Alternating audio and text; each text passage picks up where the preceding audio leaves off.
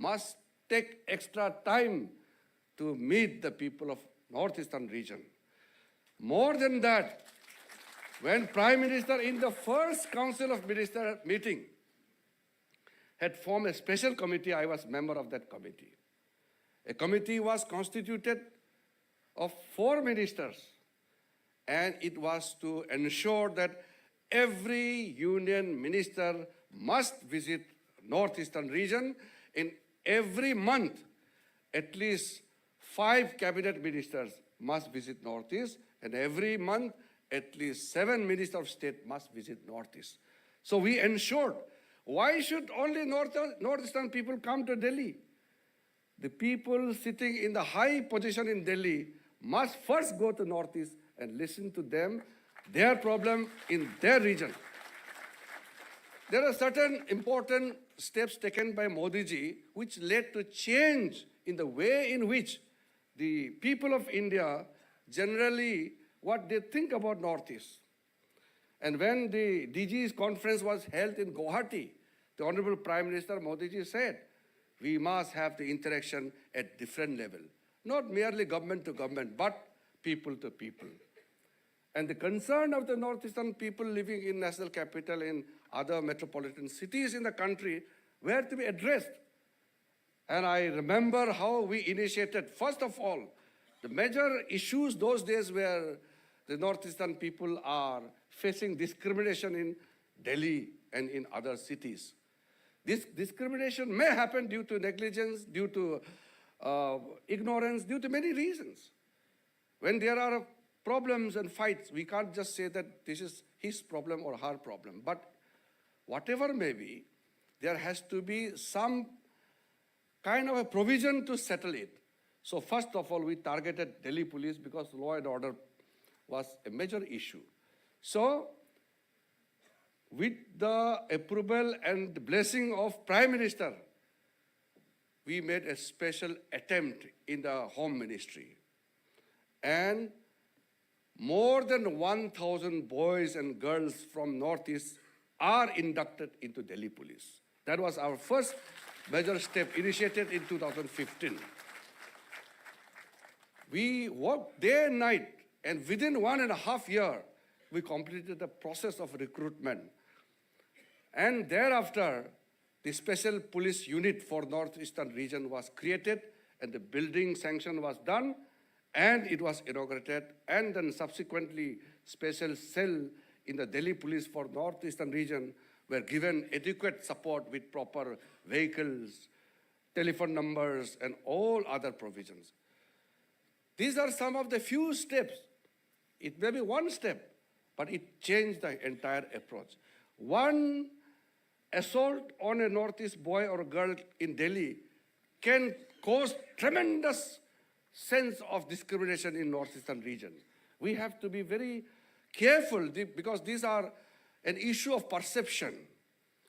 When we are talking about embracing the entire Northeastern region, we must ensure that steps are taken at different regions. So, not only in Delhi, we ensured that all the metropolitan police across the country create special provision whenever any Northeastern person faces a problem, it must be addressed promptly on time. So these are how we have seen the change. For example, the Yuva Sangam, which we launched just 2 years back. Today, all the universities in the Northeastern region are having direct exchange programs with the other universities and institutes like IITs, IIMs across the country. I have attended many of those functions.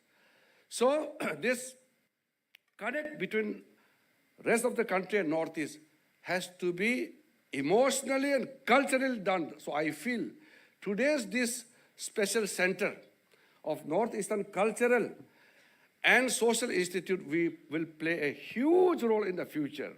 This will be a major center and hub for various activities.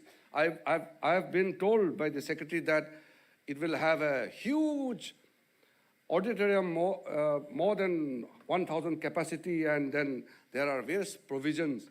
And we saw in the slide that corridor being projected in the presentation, a beautiful design building. And of course, the inauguration of Barak Hostel in JNU. These are beginning. So if you see Prime Minister's thought process, he is connecting the entire northeastern region with rest of the country and from one state to another state. That is why when he initiated the philosophy of Ek Bharat Shresth Bharat, one India will make a strong India. We cannot make a strong India with fragmented treatment to different regions with all kind of negligence, all kind of discrimination. It cannot sustain our country. We know our country is a multicultural, multi-ethnic nation. We have to ensure that everybody feels truly part of our nation. So, my own belief that the country begins from the last corner of the country, not from the national capital, has been truly implemented when Prime Minister declared all the border villages are the first villages of our country. So Vibrant Village program, when it was launched, those villages, I have walked through so many villages, not only villages in Northeast, but in some of the Himalayan region in northern part also, some of the villages in southern part also. Today, the Vibrant Village program is ensuring that whatever facility a person receives in the national capital will be made available to those places which are treated as the last villages of our country. Just imagine, 10 years back, I used to take, sometimes in some of the locations, 2 days, 3 days to reach my own capital, Itanagar. Now today, as I speak to you, every part of Arunachal Pradesh is reachable within 4 to 5 hours from Itanagar. And almost 90% of the villages are connected with 4G mobile network.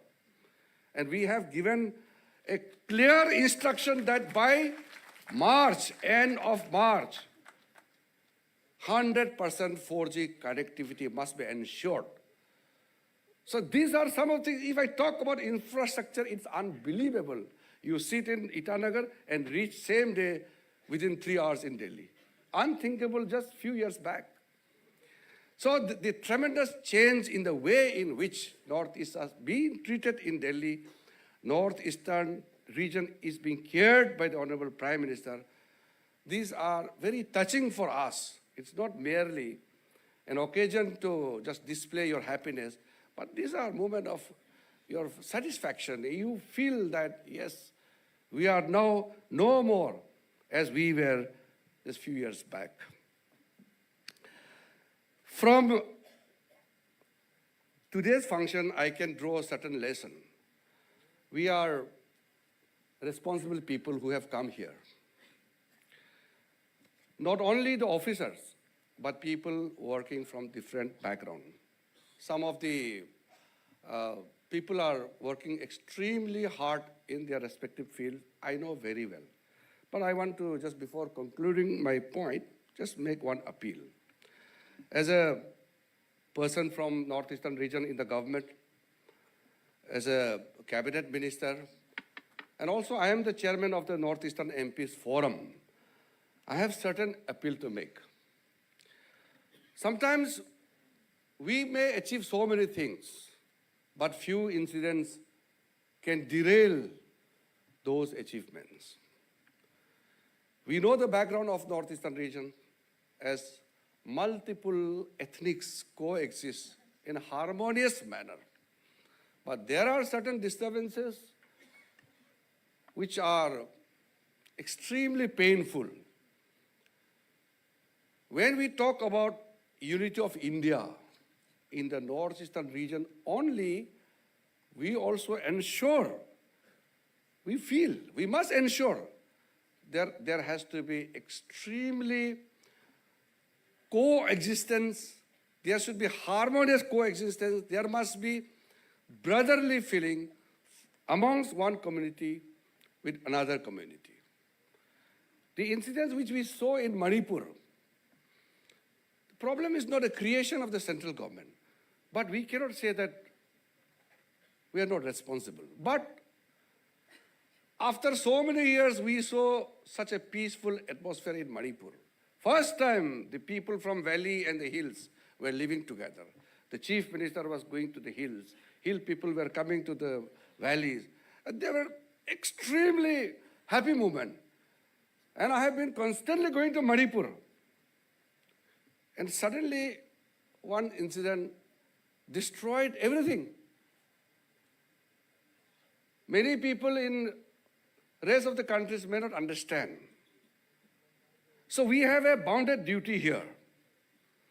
If we want peace in northeastern region, if we want peace in Manipur, we must, in a coordinated manner, appeal that peaceful coexistence is the most important thing.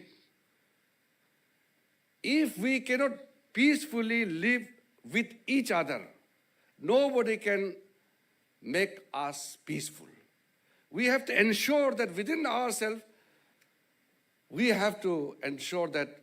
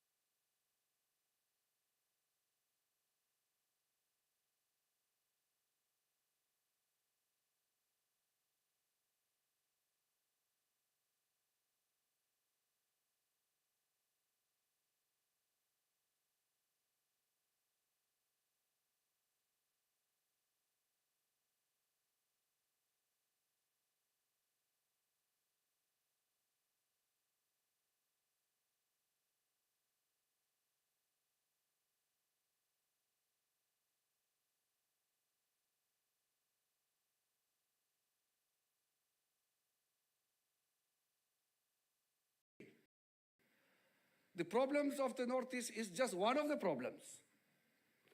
Whenever the people from northeastern region, belonging to any community, tribe, region, they make certain demands. They come to Delhi, but they have to wait for so many days to get a simple 5 minute, which we could expect that it will be cleared soon.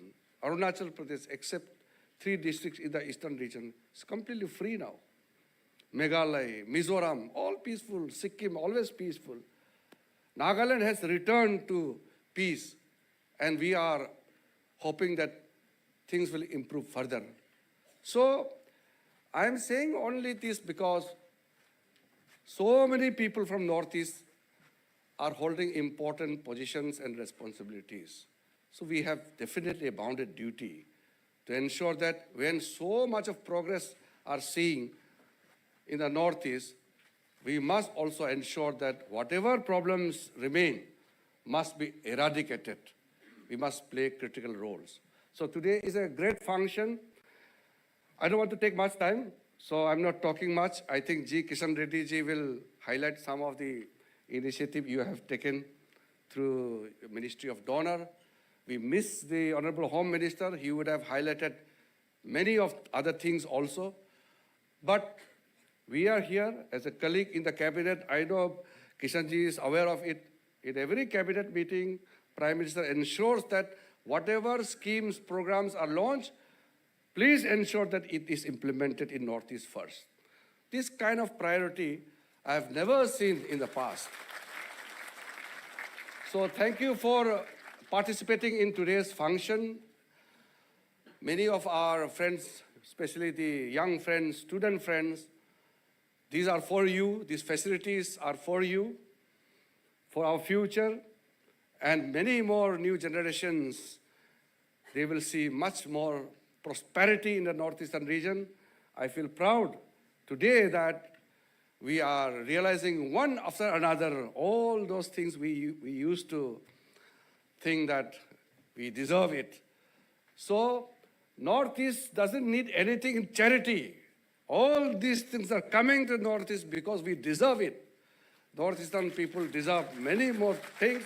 And I would like to thank Honorable Prime Minister Narendra Modi ji for constantly guiding us and constantly traveling to Northeast, and encouraging everybody to ensure that Northeastern becomes not only a region as a part of country, but a leading, vibrant economic hub of our nation.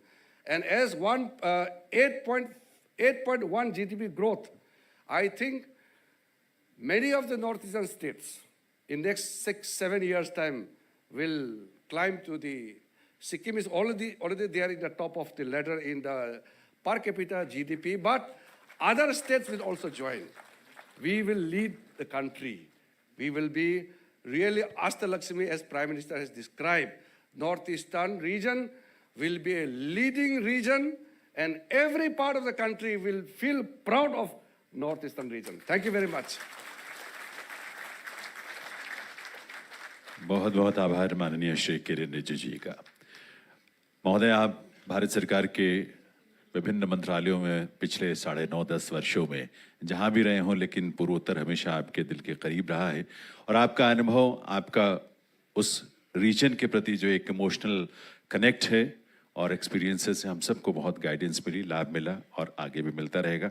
आपका बहुत बहुत आभार। देवियों सज्जनों, ये भी एक बहुत सुखद संयोग है। माननीय श्री जी किशन रेड्डी जी डोनर मंत्री के रूप में जो उनका डेडिकेशन है पूर्वोत्तर के लिए, वो तो है ही, लेकिन उसका और भी लाभ हमें मिलता है जब संस्कृति और पर्यटन मंत्रालय के मंत्री के रूप में भी आप लगातार इन क्षेत्रों को भी उस पूरे रीजन में या वहाँ की कल्चर को देश के दूसरे हिस्सों में लाने के लिए प्रेरित करते रहते हैं, इनिशिएटिव्स उनके होते हैं और इस तरह से पूर्वोत्तर को देश के साथ और देश को पूर्वोत्तर के साथ जोड़ने में माननीय श्री जी किशन रेड्डी जी और वहाँ विकास की नई इबारतें लिखने में आपका मार्गदर्शन, आपका नेतृत्व बहुत हम सबके लिए प्रोत्साहन देता है। आपके करतल ध्वनि के साथ मैं उनसे निवेदन करूंगा कि वे अपने उद्बोधन के लिए, अपने एड्रेस के लिए पधारें। माननीय श्री जी Kishan Reddy ji.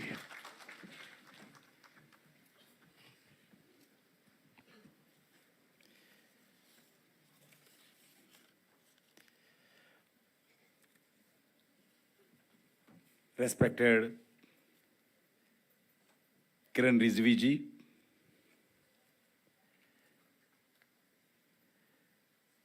respected B.L. Verma ji, Sushri Pratima ji, Rajkumar Ranjan ji, NEC Secretary Sri Moses Chalai ji, Donor Ministry secretary government of India Chanchal ji, आज इस कार्यक्रम में आए हुए हमारे पद्मश्री अवार्डी श्रीमती संकुमी बोवल चुक जी और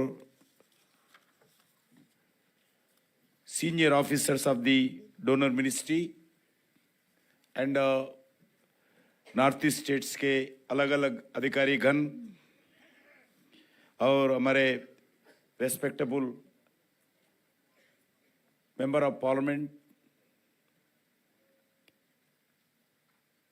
all the friends from northeastern states and senior officers of the northeastern states, NGOs, students organizations, and entrepreneurs, and social and cultural organizations, those who are staying and activities in Delhi, and media friends, may extend my heartiest welcome to one and all in this event.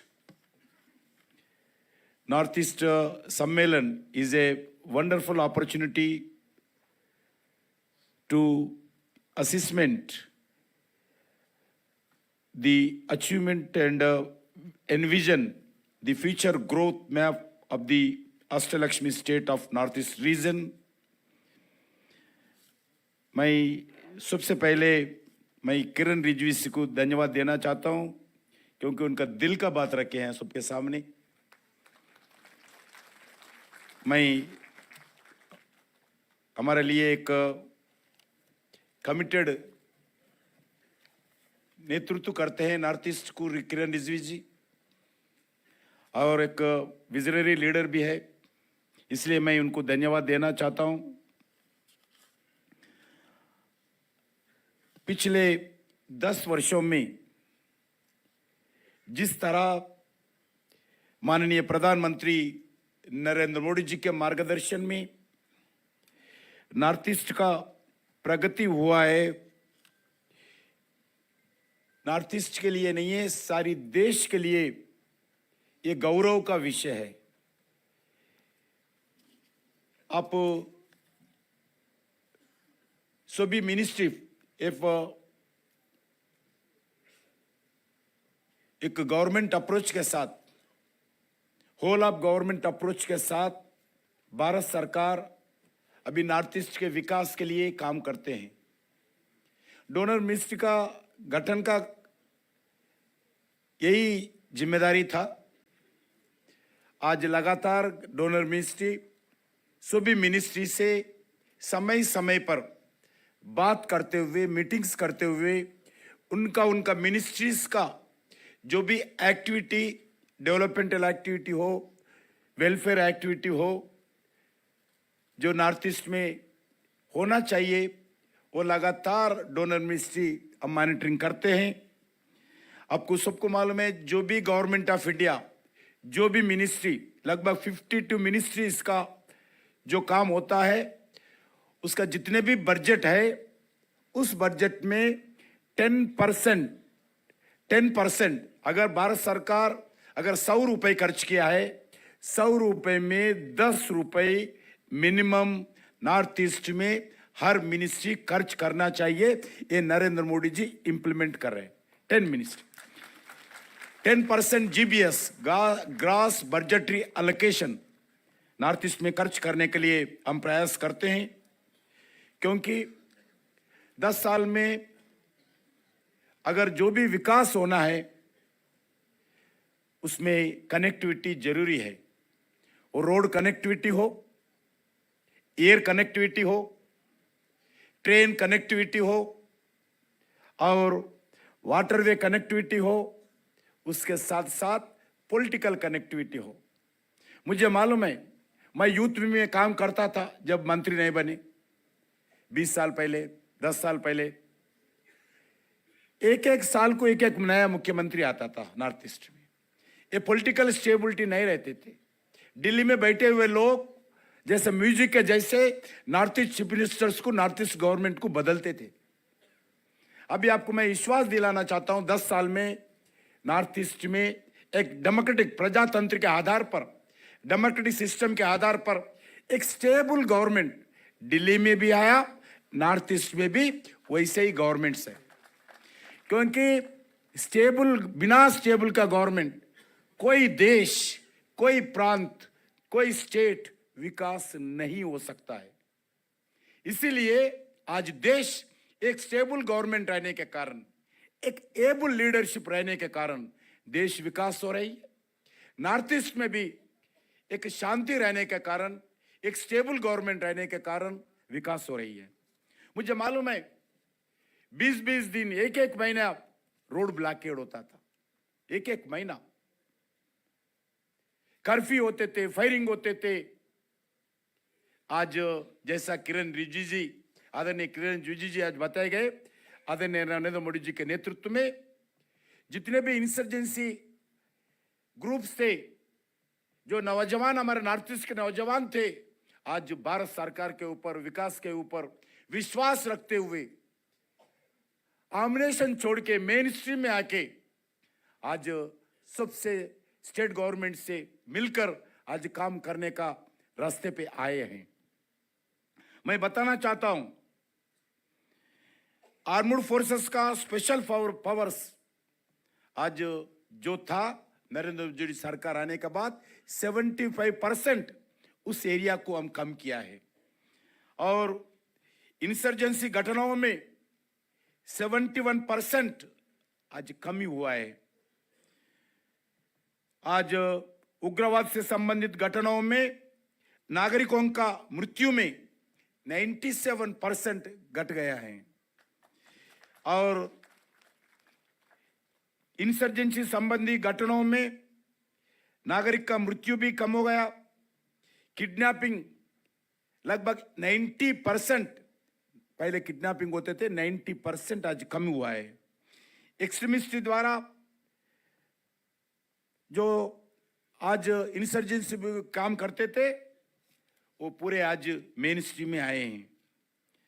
इसीलिए आज 10 साल में नरेंद्र मोदी जी जो 9.5 years हुआ है सत्ता में आके, इस 9.5 years में भारत सरकार के द्वारा नॉर्थ ईस्ट में होल ऑफ गवर्नमेंट अप्रोच के नाते 54 मिनिस्ट्रीज मिलकर more than 5 lakh crore north east के विकास के लिए खर्च किया है।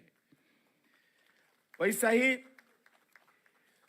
नरेंद्र मोदी जी सरकार आने के बाद इस 54 मिनिस्ट्रीज में जो एक्सपेंडिचर है लगभग 233% कंपेरेटिवली कांग्रेस सरकार यूपीए सरकार का कंपेयर किए तो इस 9.5 years में 233% हम खर्च में वृद्धि हुआ है। लगभग अलग अलग एक्टिविटी हम आज भारत सरकार काम कर रही है। मित्रों, रेलवे अभी हम वीडियो देखे थे। रेलवे ऐसा है एक कंपलसरी मंजिल पहुंचते हैं, क्योंकि एयर भी हो हेलीकॉप्टर भी हो, वातावरण के कारण कैसा पहुंचते पता नहीं। नॉर्थ ईस्ट में जो भी है डेवलपमेंटल एक्टिविटी होता है सिर्फ 6 महीने होता है। 6 महीना पानी हो, बरसात हो, रेन के कारण डेवलपमेंटल एक्टिविटी नहीं होता है। इसके कारण भी थोड़ा प्रॉब्लम होता है। इसीलिए 6 महीने में जो साल का कार्यक्रम डेवलपमेंटल एक्टिविटी, ब्रिज बनाना हो, रोड बनाना हो, बिल्डिंग बनाना हो, जो भी हो 6 months के अंदर 12 महीने का काम करना पड़ता है नॉर्थ ईस्ट में। वो भी हम काम करते हैं। वैसा ही जो पहले नरेंद्र मोदी जी सरकार आने से पहले सिर्फ गौटिकु ट्रेन रहते थे, एक गौटिकु। नॉर्थ ईस्ट में 8 स्टेट्स में एक ही स्टेट में एक ही स्टेशन में ट्रेन रहते थे।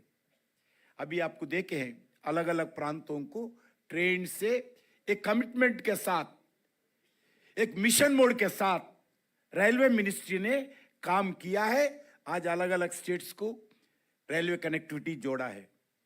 आने वाले दिन में बजट एलोकेशन में भी, रेलवे बजट एलोकेशन में भी 384% नॉर्थ ईस्ट में इंक्रीज हुआ है लास्ट 9.5 years में, 384%। मित्रों, आज रेलवे ट्रैक में भी 2000 किलोमीटर्स इस 9.5 years में रेलवे ट्रैक्स बनाए गए और रेलवे ट्रैक को ब्रॉड गेज में परिवर्तन किया है। वैसा ही आज पहली बार आजाद के बाद नॉर्थ ईस्ट में गुड्स ट्रेन, कभी गुड्स ट्रेन नहीं जाते थे, सिर्फ गौटी आते थे, मगर आज अलग अलग जगह पहली बार आजाद के बाद गुड ट्रेन्स भी पहुंचे हैं। मेघालय भी पहुंचे हैं, मणिपुर में गए हैं। वैसे ही मेघालय में पहली बार electric train north east frontier railway द्वारा शुरू किया गया है। वैसा ही वंदे भारत ट्रेन्स एक इंडिजिनस टेक्नोलॉजीज के द्वारा, जो वंदे भारत एक स्टेट ऑफ आर्ट के नाते नया टेक्नोलॉजी के साथ एक तेज गति से जाने वाले एक वंदे भारत ट्रेन्स नरेंद्र मोदी जी के विजन के आधार पर भारत में शुरू हो गए। आज नॉर्थ ईस्ट में भी वंदे भारत ट्रेन का कार्यक्रम चल रहे हैं। वैसा ही गुड गवर्नेंस डे के संदर्भ में माननीय प्रधानमंत्री जी एशिया के second largest rail cum road bridge आज उद्घाटन किया है नॉर्थ ईस्ट में। वैसा ही आज रोड कनेक्टिविटी में लगभग 50,000 करोड़ रुपीस खर्च करके 4,950 नेशनल हाईवेज पूरा बना चुका है।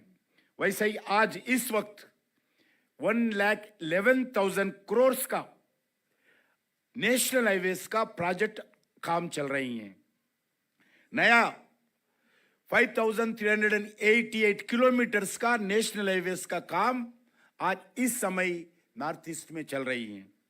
वैसे ही आज प्रधानमंत्री सड़क योजना के द्वारा जो स्मॉल विलेजेस हिल एरियाज में जो रोड कनेक्टिविटी नहीं है उस एरियाज के लिए स्पेशल कार्यक्रम के द्वारा लगभग 50,000 किलोमीटर्स रोड स्मॉल आमलेट्स विलेजेस ग्राम पंचायत को कनेक्ट करने के लिए भारत सरकार पूरा कमिटमेंट के साथ इसमें काम कर रही है। वैसे ही अभी टेलीकॉम कनेक्टिविटी बहुत बड़ा चैलेंज है। इसके लिए भी जो टेलीफोन जो ले जाना चाहते हैं पोल्स, इसके लिए भी बहुत बड़ा चैलेंज है। नॉर्थ ईस्ट में हेलीकॉप्टर के द्वारा पोल्स लिफ्ट करते हुए हम जो टेली कनेक्टिविटी देने के लिए नॉर्थ ईस्ट में प्रयास कर रही हैं। लगभग 5,000 करोड़ इस टेलीकॉम डिपार्टमेंट नॉर्थ ईस्ट में इस वेरियस प्रोजेक्ट्स के संबंधित खर्च कर रही हैं। अभी हमारे किरण रिजिजू जी बताए कैबिनेट मीटिंग में नॉर्थ ईस्ट रीजन के लिए जो गांव बचे हैं उस गांव को 4G कनेक्टिविटी के लिए पूरा 100% 4G कनेक्टिविटी के लिए मंजूरी दिए हैं। माननीय प्रधानमंत्री जी उसका जो भी बिल पास होते हैं, जो भी स्कीम, जैसा अभी किरण रिजिजू जी बताया, जो भी मिनिस्टर का जो भी स्कीम आते हैं उसमें अलग लिखने के लिए आदेश दिया गया। नॉर्थ ईस्ट के लिए क्या करने वाला है, स्पेशल किसानों के लिए क्या करने वाला है, जो भी स्कीम आया एवरी स्कीम हम स्पेशली भारत सरकार लिखते हैं नॉर्थ ईस्ट के लिए कैसे काम करने वाले हैं। क्योंकि सारी देश के लिए जो भी स्कीम होता है उसका इंप्लीमेंटेशन इजी होता है। नॉर्थ ईस्ट के लिए थोड़ा हमारे लिए कठिनाई होता है। इसीलिए स्पेशल जैसा हमारा जो घर में जो बच्चे रहते हैं, छोटे बच्चे के लिए स्पेशल ध्यान जैसा देते हैं उसका घर का हेड वैसा ही हमारा प्रधानमंत्री नॉर्थ ईस्ट के लिए स्पेशल कंसंट्रेशन हर विषय पर हमारे से पूछते हैं, मिनिस्टर से पूछते हैं, लगातार मॉनिटरिंग करते हैं प्राइम मिनिस्टर ऑफिस से नॉर्थ ईस्ट का इसका स्कीम का क्या अचीवमेंट है, कैसा इंप्लीमेंटेशन है, ये लगातार होते रहते हैं। वैसे ही 4G टावर्स को नॉर्थ ईस्ट में ज्यादा देने के लिए प्रयास कर रही हैं। वैसे ही एयर कनेक्टिविटी, इसके लिए भी लगभग 36 प्रोजेक्ट्स को आज पूरा हुआ है नॉर्थ ईस्ट में। पहले नॉर्थ ईस्ट में आपको मालूम है आज 9 एयरपोर्ट से सिर्फ ओनली 9 एयरपोर्ट्स, अभी लगभग 17 एयरपोर्ट्स आज पूरा काम कर रहे हैं 100%। 17 एयरपोर्ट्स आजाद से लेके अभी तक ओनली 9 एयरपोर्ट्स था। नरेंद्र मोदी जी प्रधानमंत्री बनने के बाद अभी 17 एयरपोर्ट्स हो गया। वैसा ही एक इंटरनेशनल एयरपोर्ट था, अभी 3 इंटरनेशनल एयरपोर्ट्स नॉर्थ ईस्ट में आए हैं। वैसा ही जो वाटरवेज कनेक्टिविटी, पहला एक भी वाटरवे रोड नहीं था कनेक्टिविटी, आज लगभग 1100 करोड़ खर्च करके जो नेशनल वाटरवेज का काम चल रही है। अभी 20 नेशनल वाटरवेज आज नॉर्थ ईस्ट में शुरुआत किया है। वैसा ही एजुकेशन सिस्टम में भी, क्योंकि नॉर्थ ईस्ट जैसा है 100% जो लिटरेसी है होना चाहिए। मैं हैदराबाद से आता हूँ। हैदराबाद में मेरा उस्मानिया यूनिवर्सिटी में, सेंट्रल यूनिवर्सिटी में हमारे नॉर्थ ईस्ट के स्टूडेंट्स, हमारा भाई बहुत कुछ तो पढ़ते हैं। जो भी हॉस्पिटैलिटी सेक्टर में हो, टूरिज्म सेक्टर में हो, इंडस्ट्रियल सेक्टर में हो, सर्विस सेक्टर में हो, नॉर्थ ईस्ट के हमारा बहन, हमारा भाई बहुत हमारे पास काम करते हैं। वैसे देश भर में हमारे नॉर्थ ईस्ट के नौजवान भाइयों और बहनों काम करते हैं। इसके लिए देखभाल करते हैं। इसके लिए एजुकेशन जरूरी है, क्योंकि अच्छे इंग्लिश बात करने वाले देश में कोई है? नॉर्थ ईस्ट के हमारा भाई बहन अच्छा इंग्लिश बात करते हैं, इसलिए उनके लिए बहुत अलग अलग जगह उनका स्थान है। शिक्षा के लिए भारत सरकार, नरेंद्र मोदी जी सरकार लास्ट 10 इयर्स में लगभग 2500 करोड़ रुपए नॉर्थ ईस्ट में खर्च किया है।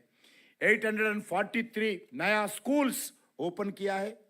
हायर एजुकेशन में स्टूडेंट्स का एनरोलमेंट लगभग 30% नॉर्थ ईस्ट में वृद्धि हुआ है। प्राइमरी एजुकेशन के लिए इंफ्रास्ट्रक्चर डेवलपमेंट के लिए लगभग 6000 करोड़ प्रोजेक्ट्स का शुरू किया है। 6000 प्रोजेक्ट्स शुरू किया है। हायर एजुकेशन के लिए सेंटर इंस्टीट्यूशंस में 40% एनरोलमेंट बढ़ गई है। एमबीबीएस सीटों की संख्या लगभग डबल हुआ है। और वैसा ही एक new all India institute of medical science AIIMS hospital Narendra Modi ji सत्ता में आने के बाद पहला एम्स हॉस्पिटल नॉर्थ ईस्ट में आया है। New Indian institute of mass communication, new Indian institute of mass communication Mizoram में शुरुआत किया है। India first national sports university, India first national sports university 800 crore रुपए खर्च करते हुए मणिपुर में स्थापित किया है। 8 new MBBS colleges north east में नया है। 2 new institute of information technology Manipur Tripura में आए हैं। वैसा अलग अलग टेक्नोलॉजी यूनिवर्सिटी हो, मेडिकल यूनिवर्सिटी हो, आईटीआईस हो, सभी पॉलिटेक्निक हो, न्यू अलग अलग टेक्निकल यूनिवर्सिटी हो, हम खोलने के लिए प्रयास किया है। हेल्थ केयर सेक्टर में भी लास्ट 9.5 years में 31,000 करोड़ रुपीस इसमें खर्च किया है। वैसे ही मैं अभी बताया एम्स शुरुआत हुआ है। कैंसर, दुर्भाग्य से थोड़ा कैंसर पेशेंट्स नॉर्थ ईस्ट में अलग अलग हिस्टोरिकल रीजन के कारण ज्यादा रहते हैं। नरेंद्र मोदी जी स्पेशल मीटिंग करके इस कैंसर के लिए अलग अलग हॉस्पिटल खोलने के निर्णय किया है। इसमें कैंसर स्कीम में टेरिटरी केयर स्ट्रेंथनिंग के तहत 19 स्टेट कैंसर इंस्टीट्यूट और 20 टेरिटरी केयर कैंसर सेंटर्स को आज मंजूर दिया है। हम P1 जो डोनर मिनिस्ट्री हमारा मिनिस्ट्री के तारा 129 करोड़ रुपए से लगभग डॉक्टर बी बोरवा कैंसर संस्थान को गुवाहाटी में हम पैसे दिए हैं। टाटा कैंसर रिसर्च इंस्टीट्यूट के सहयोग से 18 हॉस्पिटल्स को हम आज मंजूर दिया है टाटा कैंसर रिसर्च सेंटर के आधार पर। वैसे ही 387 हेल्थ सेंटर्स को भी आयुष मिनिस्ट्री के द्वारा हम मंजूर दिए हैं। वर्तमान में आयुष्मान भारत के हेल्थ एंड वेलनेस सेंटर्स लगभग 4,460 हेल्थनेस सेंटर्स को हम काम कर रहे हैं। वैसे ही आज नॉर्थ ईस्ट में इंटरनेशनल कनेक्टिविटी के लिए अलग अलग जगह हम काम करते हैं। India Myanmar territorial highway project हो, Agartala Akhaura rail link rail project हो, the India Bangladesh friendship pipeline का उद्घाटन हो, जो इंडिया एंड म्यांमार के बीच में कनेक्टिविटी के लिए भी हो।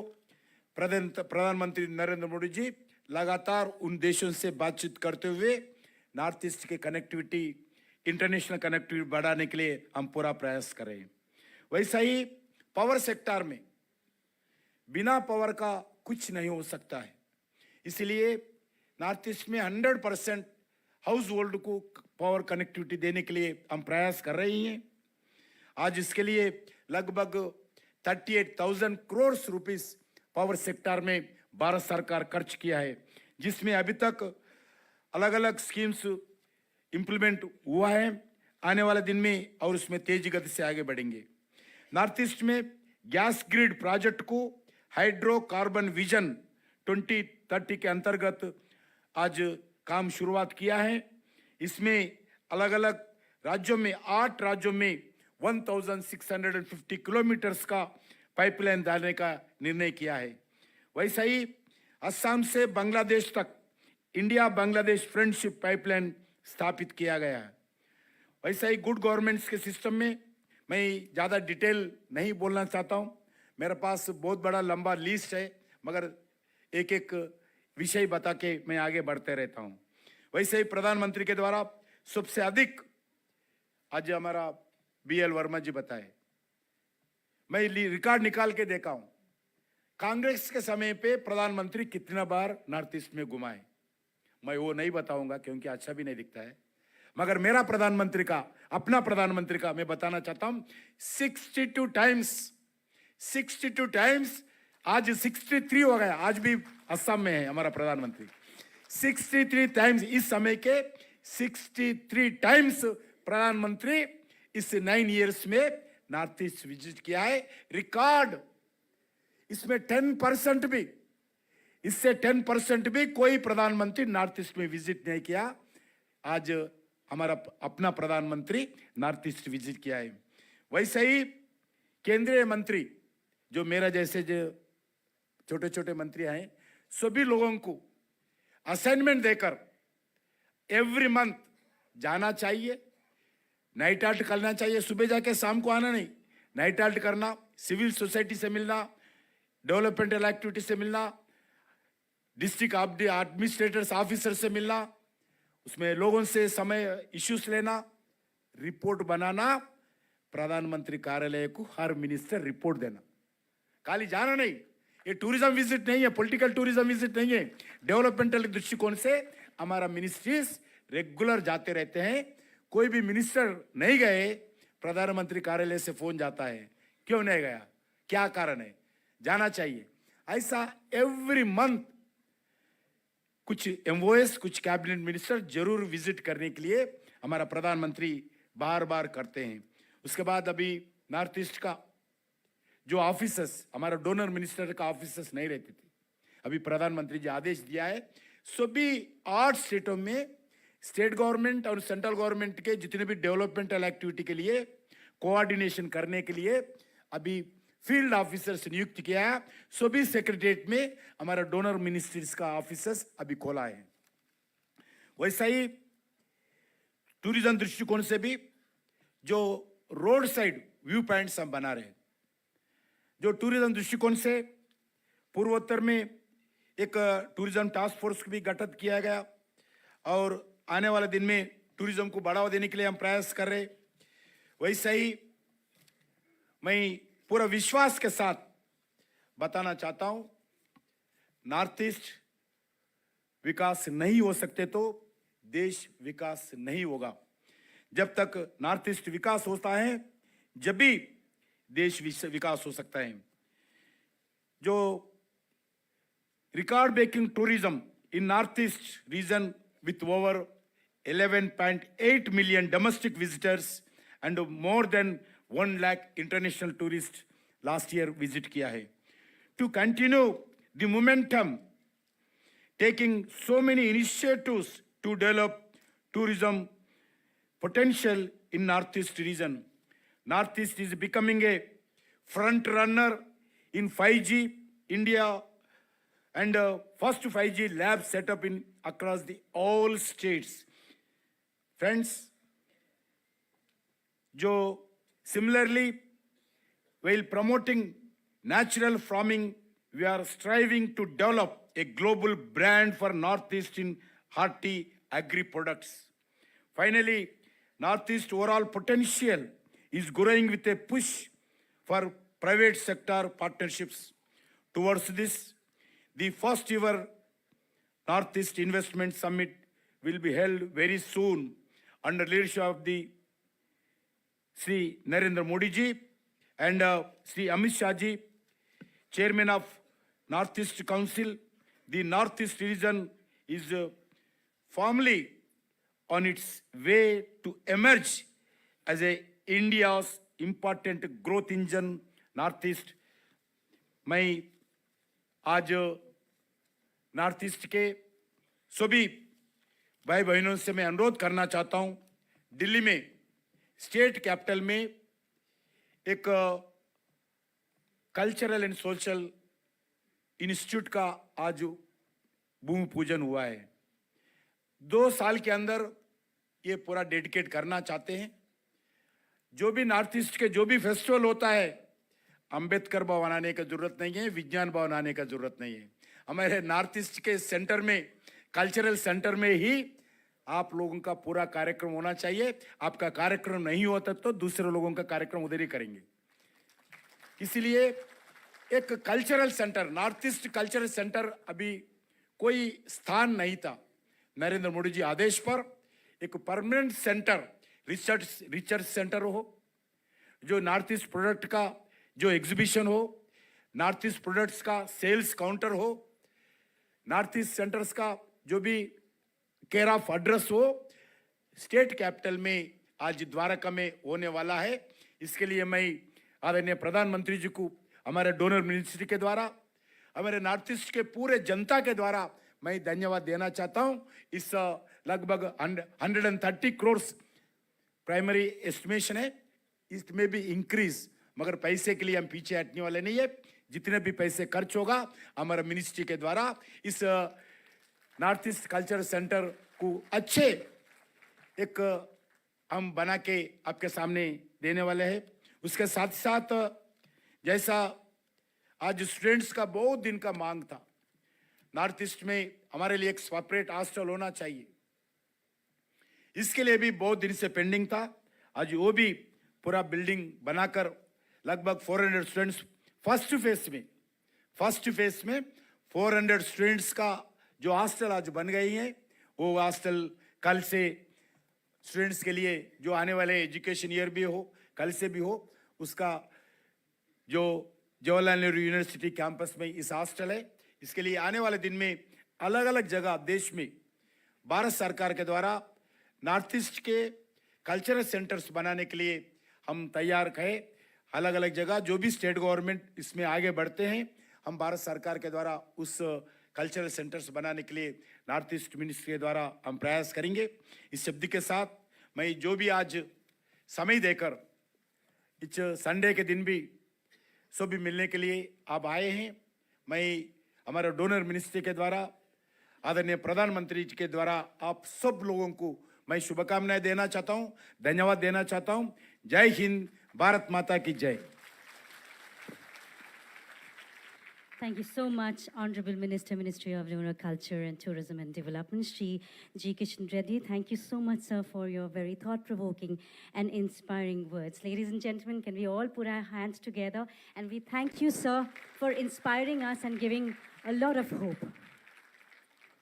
As we approach to the concluding moments of the evening, may I request respected Joint Secretary, Ministry of Donor, Srimati Anuradha Jagti, to kindly propose the vote of thanks.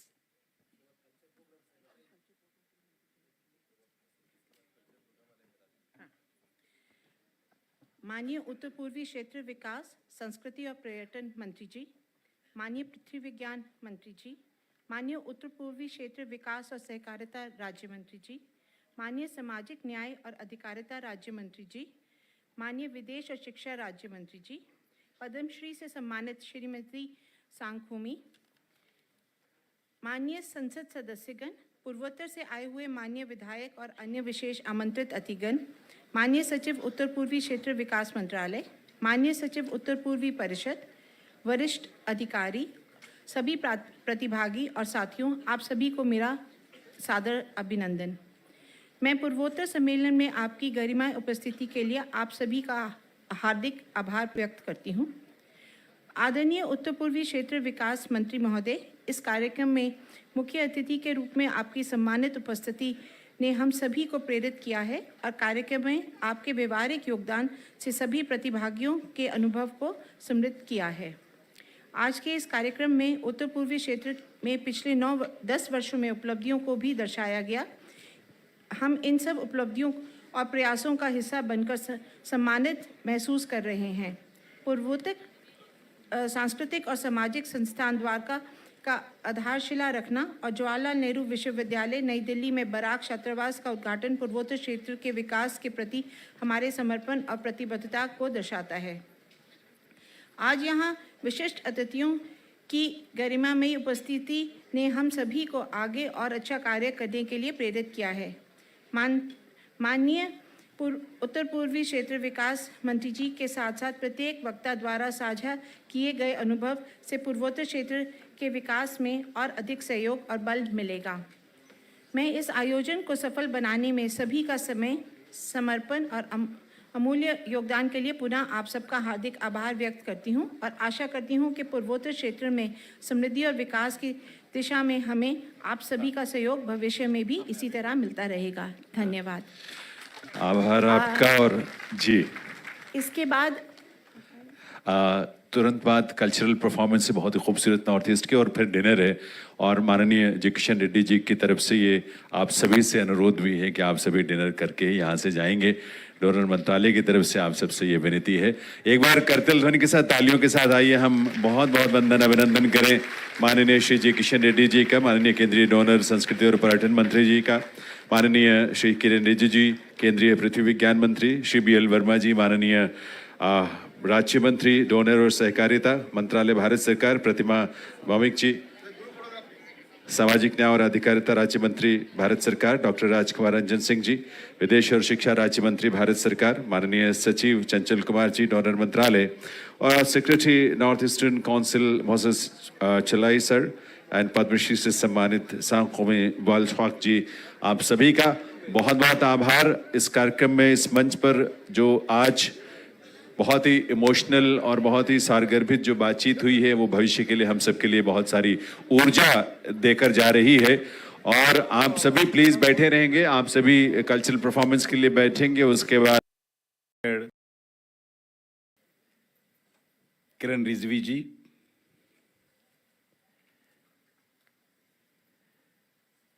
Respected BL Verma ji, Sushri Pratima ji, Rajkumar Ranjan ji, NEC secretary Shri Moses Chalai ji,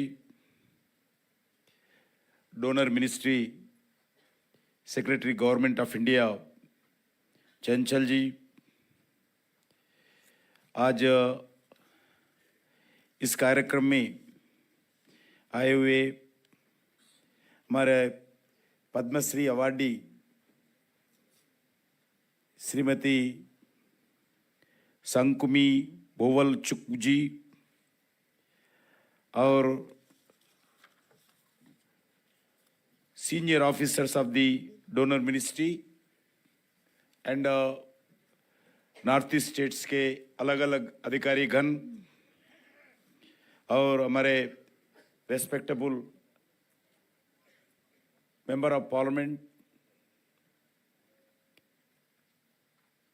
all the friends from northeastern states and senior officers of the northeastern states, NGOs, students organizations and entrepreneurs and social and cultural organizations, those who are staying and activities in Delhi, and media friends, may extend my heartiest welcome to one and all in this event. Northeast Sammelan is a wonderful opportunity to assessment the achievement and envision the future growth map of the Ashtalakshmi state of Northeast region. मैं सबसे पहले मैं किरण रिजवी को धन्यवाद देना चाहता हूं क्योंकि उनका दिल का बात रखे हैं सबके सामने। मैं हमारे लिए एक कमिटेड नेतृत्व करते हैं नॉर्थ ईस्ट को किरण रिजवी जी, और एक विजनरी लीडर भी है, इसलिए मैं उनको धन्यवाद देना चाहता हूं। पिछले 10 वर्षों में जिस तरह माननीय प्रधानमंत्री नरेंद्र मोदी जी के मार्गदर्शन में नॉर्थ ईस्ट का प्रगति हुआ है, नॉर्थ ईस्ट के लिए नहीं है, सारी देश के लिए ये गौरव का विषय है। आप सभी मिनिस्ट्री एक गवर्नमेंट अप्रोच के साथ, होल ऑफ गवर्नमेंट अप्रोच के साथ भारत सरकार अभी नॉर्थ ईस्ट के विकास के लिए काम करते हैं। डोनर मिनिस्ट्री का गठन का यही जिम्मेदारी था। आज लगातार डोनर मिनिस्ट्री सभी मिनिस्ट्री से समय समय पर बात करते हुए, मीटिंग्स करते हुए उनका मिनिस्ट्रीज का जो भी एक्टिविटी, डेवलपमेंटल एक्टिविटी हो, वेलफेयर एक्टिविटी हो, जो नॉर्थ ईस्ट में होना चाहिए, वो लगातार डोनर मिनिस्ट्री अब मॉनिटरिंग करते हैं। आपको सबको मालूम है, जो भी गवर्नमेंट ऑफ इंडिया, जो भी मिनिस्ट्री, लगभग 52 मिनिस्ट्रीज का जो काम होता है, उसका जितने भी बजट है, उस बजट में 10% अगर भारत सरकार अगर 100 रुपए खर्च किया है, 100 रुपए में 10 रुपए मिनिमम नॉर्थ ईस्ट में हर मिनिस्ट्री खर्च करना चाहिए। ये नरेंद्र मोदी जी इंप्लीमेंट कर रहे हैं। 10% GBS, grass budgetary allocation, north east में खर्च करने के लिए हम प्रयास करते हैं, क्योंकि 10 साल में अगर जो भी विकास होना है उसमें कनेक्टिविटी जरूरी है। और रोड कनेक्टिविटी हो, ट्रेन कनेक्टिविटी हो और वाटरवे कनेक्टिविटी हो, उसके साथ साथ पॉलिटिकल कनेक्टिविटी हो। मुझे मालूम है, मैं यूथ में काम करता था जब मंत्री नहीं बने, 20 साल पहले, 10 साल पहले। एक साल को एक नया मुख्यमंत्री आता था नॉर्थ ईस्ट में। ये पॉलिटिकल स्टेबिलिटी नहीं रहते थे। दिल्ली में बैठे हुए लोग जैसे म्यूजिक के जैसे नॉर्थ ईस्ट चीफ मिनिस्टर्स को, नॉर्थ ईस्ट गवर्नमेंट को बदलते थे। अभी आपको मैं विश्वास दिलाना चाहता हूं, 10 साल में नॉर्थ ईस्ट में एक डेमोक्रेटिक प्रजातंत्र